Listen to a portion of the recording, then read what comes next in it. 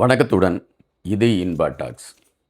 அதாவது ஒரு சில நேரங்களில் சில விஷயங்கள் மனசுக்குள்ளே ஒரு பெரிய மகிழ்ச்சியை கொடுக்கும். அப்படி ஒரு மகிழ்ச்சியான ஒரு விடயமாக தான் ஐயா சிவாஜிலிங்கம் அவர்கள் இன்று வெளியிட்டு இருக்கக்கூடிய அந்த பேட்டியை மையப்படுத்திய கருத்துக்கள் நம் மனதிற்குள் வருகின்றன. சில தினங்களுக்கு முன்பாக ஐயா சிவாஜிலிங்கம் அவர்கள் செய்தியாளர்களை சந்தித்தார். அப்படி செய்தியாளர்களை சந்திக்கின்ற பொழுது அவர் தன்னுடைய உடல் சார்ந்த சில கருத்துக்களை எடுத்து வைத்தார். அந்த கருத்துக்களை எடுத்து வைத்துவிட்டு தனக்கான ஒரு உதவியை கேட்டார்.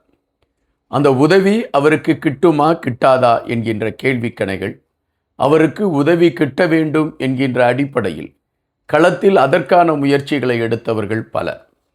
இன்று ஐயா சிவாஜிலிங்கம் அவர்கள் அது சார்ந்து ஒரு செய்தியை வெளியிட்டிருக்கிறார். அது என்ன செய்தி?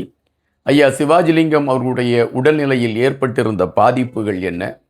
இவைகளை மையப்படுத்திய ஒரு சின்ன தேடலாகத்தான் இந்த காணொளி இருக்கும். அதாவது வடக்கு கிழக்கு பகுதியில் பல ஆளுமைகள் இருக்கின்றார்கள், பல தலைவர்கள் இருக்கின்றார்கள், பலர் அரசியலை குறித்து பேசிக் கொண்டிருக்கின்றார்கள். ஆனால் சிவாஜிலிங்கம் ஐயா அவர்களை மையப்படுத்தி பார்க்கின்ற பொழுது பல தடைகள் இருந்த பொழுது கூட அந்த தியாகங்களை நினைவுகூரக்கூடிய நிகழ்வுகளில் காவல்துறையை மீறி போய் அவர் நினைவு கூறுவதும், காவல்துறை அவரை கைது செய்து கொண்டு செல்வதும், அவர் தொடர்ச்சியாக அந்த தமிழ் சார்ந்த உணர்வுகளில் தன்னை முழுமையாக ஈடுபடுத்தி கொண்டிருந்த ஒரு மனிதர் என்பதில் மாற்று கருத்தல்ல. அதுபோல ஒரு காலகட்டத்தில் மிக மிக பரபரப்பாக பேசப்பட்ட ஒரு செய்தி உண்டு. அது உங்கள் அனைவருக்குமே தெரிந்திருக்கக்கூடிய செய்தி. அந்த செய்தி என்னவென்றால், தலைவர் இருக்கிறார் இல்லை என்பதை மையப்படுத்திய செய்தி. ஒரு அணியினர் தலைவர் இருக்கிறார் என்பதை ஆணித்தரமாக பதிவிட்டு கொண்டிருந்தார்கள். அப்படி பதிவிட்டு கொண்டிருந்தவர்களை ஆதரிக்கக்கூடிய களத்தோடு அவர்களோடு இருப்பதற்கான வாய்ப்பு இருக்கிறது என்கின்ற நம்பிக்கையில் பயணித்து கொண்டிருந்தவர்களில் நானும் ஒருவனாக இருந்தேன். எனவே நான் தொடர்ச்சியாக நிறைய காணொளிகள் வெளியிட்டிருந்தேன். அந்த காணொளிகளில் அவர் உயிரோடு இருக்கிறார் என்பதை மையப்படுத்தி அழுத்தமான பதிவுகளை எடுத்து வைத்து கொண்டிருந்தேன். இப்பொழுதும் அந்த நம்பிக்கை மனதுக்குள் இருக்கிறது. ஒவ்வொரு ஆளுக்கும் ஒவ்வொரு நம்பிக்கை இருக்கும். இறைவன் இருக்கிறான் என்று நம்பக்கூடியவர்கள் இருக்கிறார்கள், இறைவன் இல்லை என்று சொல்லக்கூடியவர்கள் இருக்கிறார்கள். நான் இருக்கிறான் என்று நம்பக்கூடியவர்கள் ஒருவனாக இன்று வரை இருந்து கொண்டிருக்கின்றேன். அந்த இருக்கிறார், தலைவர் இருக்கிறார் இல்லை என்ற செய்தி வேகம் கட்டி கொண்டிருந்த அந்த சூழலில் ஐயா சிவாஜிலிங்கம் அவர்கள் அது சார்ந்து அவர் பதிவிட்ட சில கருத்துகள் அப்பொழுது பரபரப்பாக பேசப்பட்டது. இருப்பதற்கான வாய்ப்புகள் அதிகம் என்று அழுத்தமாக அவர் பதிவிட்ட அந்த களங்களை எல்லாம் நாம் பார்க்க வேண்டிய ஒன்றாக இருந்தன. அரசியல் களத்தில் ஒவ்வொருவருக்கும் தனிப்பட்ட கருத்துகள் இருக்கும். எனக்கு ஒரு கருத்து இருக்கும், அவர்களுக்கு ஒரு கருத்து இருக்கும். அரசியல் ரீதியான கருத்துக்களை எடுத்துக்கொண்டு ஒருவருடைய இயலாமையை நாம் குறைத்து மதிப்பிட முடியாது. ஐயா சிவாஜிலிங்கம் அவர்கள் சமீபத்தில் திடீரென்று ஒரு செய்தி வந்தன. ஐயா சிவாஜிலிங்கம் அவர்கள் அவசர சிகிச்சை பிரிவில் அனுமதிக்கப்பட்டிருக்கிறார், அவருடைய உடல்நிலை மிகவும் பாதிப்படைந்திருக்கிறது என்கின்ற செய்தி வந்தன. அப்பொழுது வேறு சில ஊடகங்கள் ஐயா சிவாஜிலிங்கத்திற்கு உடல்நிலையில் பாதிப்பு ஏற்பட்டிருக்கிறது என்று வேறு விதமான அவர்கள் செய்திகளை எல்லாம் பதிவிட்டு கொண்டிருந்தார்கள். நம்மை பொறுத்த மட்டில் ஐயா சிவாஜிலிங்கம் அவர்கள் அவசர சிகிச்சை பிரிவில் அனுமதிக்கப்பட்டிருக்கிறார், அவருடைய உடல்நிலைக்கு என்ன ஆயிற்று என்கின்ற கேள்விகள் மனதிற்குள் எழும்பிக் கொண்டிருந்தன. எனவே அது சார்ந்து பல செய்திகளையும் நாம் வெளியிட்டிருந்தோம். அதன் பின்பு ஐயா சிவாஜிலிங்கம் அவர்கள் ஒரு நகர சபையின் தலைவராக அவர் தேர்ந்தெடுக்கப்படுகிறார். அந்த நகர சபையில் அவர் செயல்பட்டு கொண்டிருக்கிறார். அதன் பின்பு ஒரு சிறிது காலம் அவரிடம் எந்த ஒரு தொடர்பு இல்லாத ஒரு நிலை. திடீரென்று அவர் செய்தியாளர்களை சந்திக்கின்றார். செய்தியாளர்களை சந்திக்கின்ற பொழுது என்னுடைய உடல்நிலை பாதிக்கப்பட்டிருக்கிறது, என்னுடைய 2 சிறுநீரகங்களும் செயலிழந்து விட்டன, எனவே எனக்கு சிறுநீரகம் மாற்று செய்ய வேண்டும் என்ற நிலைப்பாடு இருக்கிறது. இதற்கு முன்பு அதை குறித்து ஆய்வுகள் செய்து எடுப்பதற்கே 15 லட்சம் ரூபாய்க்கு மேல் எனக்கு செலவாகிவிட்டது.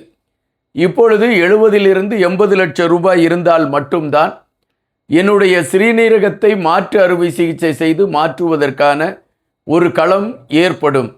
என்னால் அவ்வளவு பணங்களை புரட்ட முடியுமா என்கின்ற கேள்வி இருக்கிறது. என்ன செய்ய வேண்டும் என்று எனக்கு தெரியவில்லை.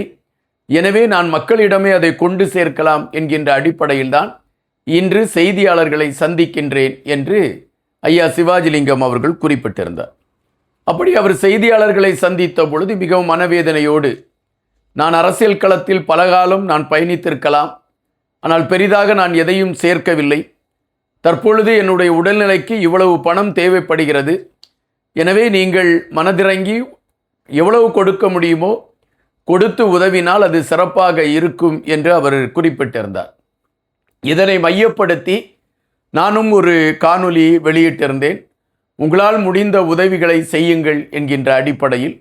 அதுபோன்று பல தலைவர்கள் அதை குறித்த செய்திகளை வெளியிட்டிருந்தார்கள். அதுபோல வைத்தியர் அர்ஜுனா, இலங்கையின் நாடாளுமன்ற உறுப்பினராக இருக்கக்கூடிய வைத்தியர் அர்ஜுனா தன்னுடைய முகநூல் பகுதியிலும் ஐயா சிவாஜிலிங்கத்துக்கு உதவி செய்யுங்கள் என்பதை மையப்படுத்தி புலம்பெயர்ந்த தமிழர்களுக்கு அவர் கோரிக்கை எல்லாம் வைத்திருந்த அந்த காட்சிகளை எல்லாம் பார்க்க முடிந்தது. இன்று ஐயா சிவாஜிலிங்கம் அவர்கள் அந்த நிதி சார்ந்த விடயங்களை மையப்படுத்தி ஒரு செய்தியை பதிவிட்டிருக்கின்றார். என்னால் நம்ப முடியவில்லை. நான் உதவி என்று கேட்டேன். நான் கேட்ட பணத்தை விட அதிகமான பணம் எனக்கு வந்திருக்கிறது. எனக்கு யார் யார் உதவி செய்தார்கள் என்கின்ற விடயத்தை நான் இப்பொழுது வெளியிட முடியாது. காரணம், வெளியிட்டால் அவர்களுக்கு ஏதாவது சிக்கல் வந்துவிடுமோ என்கின்ற ஐயம் இருக்கக்கூடிய காரணத்தினால் இப்பொழுது என்னால் வெளியிட முடியாது. என்னுடைய அந்த மருத்துவ சிகிச்சைகள்லாம் முடிந்துவிட்டு நான் நலம் பெற்று வருகின்ற பொழுது எனக்கு யார் யார் உதவி செய்தார் என்கின்ற பட்டியலை நான் கண்டிப்பாக வெளியிடுவேன் என்று அவர் குறிப்பிட்டு, பலர் அவருக்கு உதவி செய்து அந்த பிரச்சனையிலிருந்து அவர் மீண்டு வருவதற்கான ஒரு களத்தை உருவாக்கி இருக்கிறார்கள் என்கின்ற விடயத்தை மிக சந்தோஷமாக அவர் குறிப்பிட்டிருந்தார். இது நமக்கு மிகப்பெரிய மகிழ்ச்சியாக இருந்தது. காரணம், தமிழர்களுக்காக, தமிழ் மக்களுக்காக தன்னுடைய வாழ்க்கையில் பெரும்பகுதியை கழித்த ஒரு மனிதர் சிவாஜிலிங்கம் ஐயா அவர்கள். எனவே அவருடைய உடல்நிலை பாதிக்கப்பட்டிருக்கிறது என்கின்ற பொழுது கண்டிப்பாக அவருக்கான சிகிச்சை அளிக்கப்பட வேண்டும். பண நெருக்கடியில் அவர் சிக்கிக்கொண்டிருக்கிறார். அதற்கான ஒரு விடிவு வேண்டும் என்கின்ற அடிப்படையில் எல்லோருமே அதற்கான முயற்சிகளை எடுத்திருக்கிறார்கள் என்பது நமக்கு இப்பொழுது தெரிகின்றன. இப்பொழுது அவரிடமிருந்து இந்த செய்தியை கேட்கின்ற பொழுது நம்மை அறியாமல் அவர் நலம்பட வேண்டும், நன்றாக இருக்க வேண்டும், அவருக்கான அறுவை சிகிச்சை நல்லபடியாக நடந்து அவர் மீண்டும் அரசியல் களத்திற்கு வர வேண்டும், தமிழர்களுக்கான அந்த பிரச்சனைகளை முன்பு போல அதே வீரியத்தோடு அவர் பேச வேண்டும் என்கின்ற எண்ணம்தான் நம் மனதிற்குள் எழும்பியிருக்கின்றன.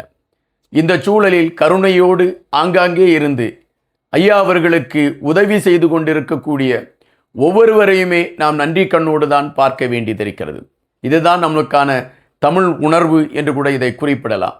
அதாவது இக்கட்டில் ஒரு தமிழன் இருக்கின்ற பொழுது எங்கோ இருக்கக்கூடிய தமிழன் என் இனமடா என்று கூறிக்கொண்டு உதவி செய்யக்கூடிய களங்களை எடுக்கிறார்கள் அல்லவா? இதைவிட ஒரு பெரிய வரம் தமிழனுக்கு வேறெங்கு கிடைக்கும்? ஒவ்வொருவருக்கும் நன்றி சொல்வதுதான் சிறப்பாக இருக்கும் என்று நம்புகின்றேன். ஐயா சிவாஜிலிங்கம் அவர்கள் நலம் பெற்று வர வேண்டும் என்று இறையிடமும் இயற்கையிடமும் வேண்டிக் கொள்கிறேன். நன்றியுடன் இன்பா.